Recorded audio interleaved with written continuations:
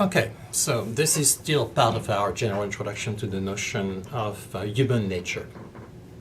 Earlier we were talking about nature in the most common sense of the term, I think, which is the idea of a natural world around us, natural settings, that which come into existence independently from human intervention, human making, human manufacturing, human transformation, some sort.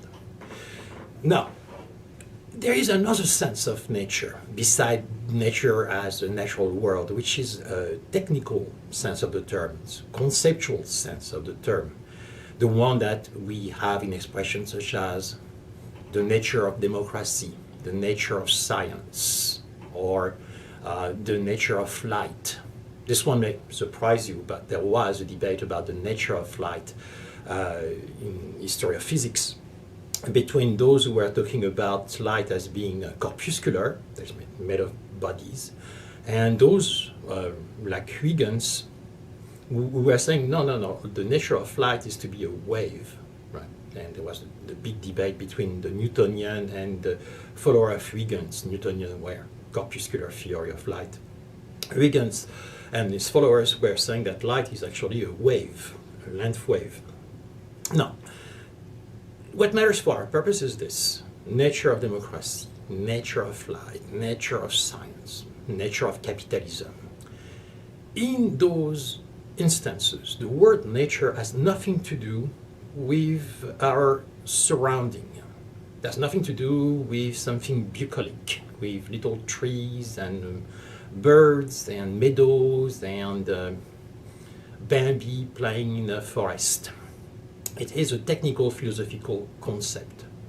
Often it can be replaced by the word essence.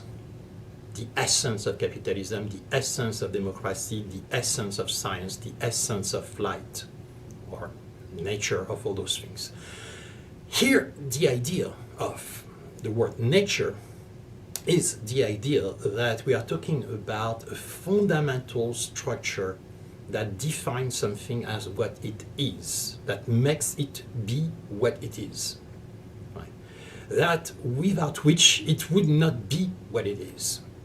This is an ontological concept here. That is to say, it is a concept that addresses the kind of, or the necessary structure for something in order to be. In that sense, when we talk about human nature, we are not asking about human in nature.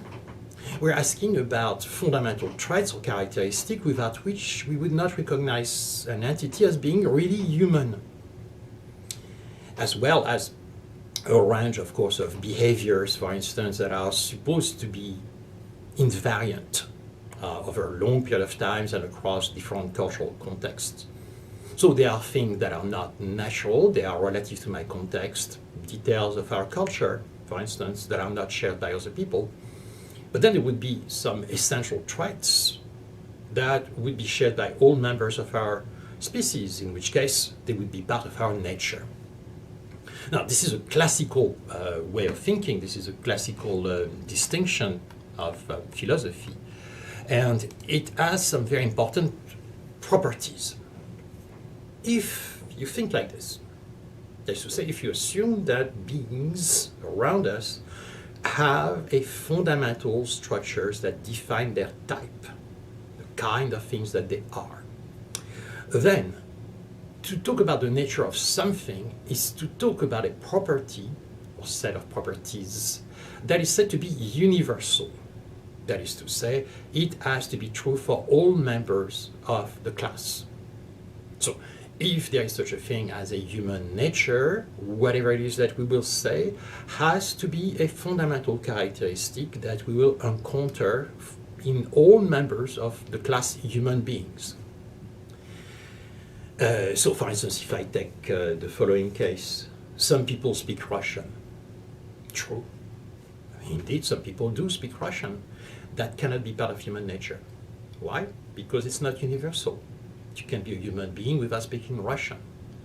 Human beings have language. Maybe this is a better contender. It has been disputed and discussed, but the idea that here is that language is essential to our humanity is an idea that certainly has more relevance, to say the least. Second point, if you think like this, if you accept the idea that the assumption that metaphysically speaking, beings have an essence which defines what they are, then what is going to be proclaimed as the nature of something must be invariant. So, number one was universality, number two, invariance. Okay, let's explain this with a simple example. Let's say that something like equanimity defines the nature of horses. I'm not even sure how you would define equanimity and the nature of horses, but let's say that there is such a thing, right? That makes a horse a horse. That which distinguishes a horse from a donkey or from a pony or from a zebra or other members of the broader class of animals. Let's call it equanimity. Okay. Now, imagine that we go to a barn and we look at two horses. Let's see the kind of things that we can say. You could compare them. You could say, this horse is faster than that one. Or this horse is older than that one. Or this horse is tame and this one is impulsive. This one is fast and this one is slow. This one is brown or bay and the other one is some other color with spots of some sorts, etc., etc., etc. That is to say, you could compare them and you could give them qualities. You could say how they are. Quality comes from quale in Latin, which means how. So you state how things are. And as soon as you state how things are, then you have degrees, you have variations, right? You have diversity. However, there is one thing you cannot say logically. You cannot say this horse is more horse than that horse. That doesn't make any sense. This is impossible. As far as how they are, with respect to running, with respect to their size, with respect to their age, with respect to their character, you can distinguish them and say that one is more or less than the other. As far as their nature is concerned, one cannot have more of it or less of it. They both are horses, one is not more horse than the other.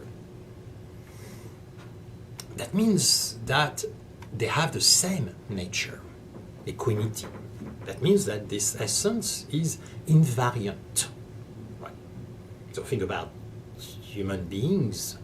I can say that some people are taller than others, are smarter than others, are older than others, and you can compare people as much as any respect that you want. But I cannot say that some human beings are more human than others without a contradiction.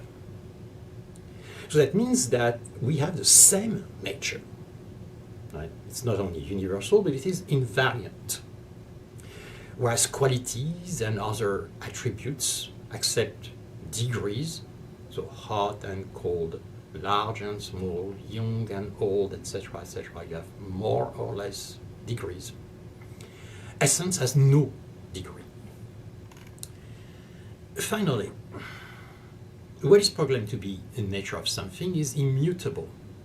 So let's revise. 1, universality. 2, invariance. 3, immutability. Now, over periods of times, pretty much everything around us changes, undergo changes. You are going from young to old. Things can go from being small to being tall, from being hot to being cold, etc. Change is a natural characteristic of the process of things. But a being cannot change what it is. A cat cannot change into a bird. A cat can go from being young to being old. It can change where it lives. It can change many of its properties, maybe, from healthy to sick. But it cannot change into a bird. That's not possible. If such a metamorphosis were to occur, then it would cease to be a cat. It would be not anymore. There would be no cat. There would be something else in its place that would appear.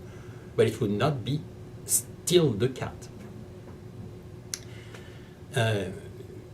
Incidentally, the last point, that is to say immutability of the essence, is a point that was disputed for many, many years as to whether this was really the case or not. Ancient authors themselves were discussing this because there were some of them, at least, were pointing to the existence of what is known as metamorphosis. That is to say, change, which appears to be change in nature.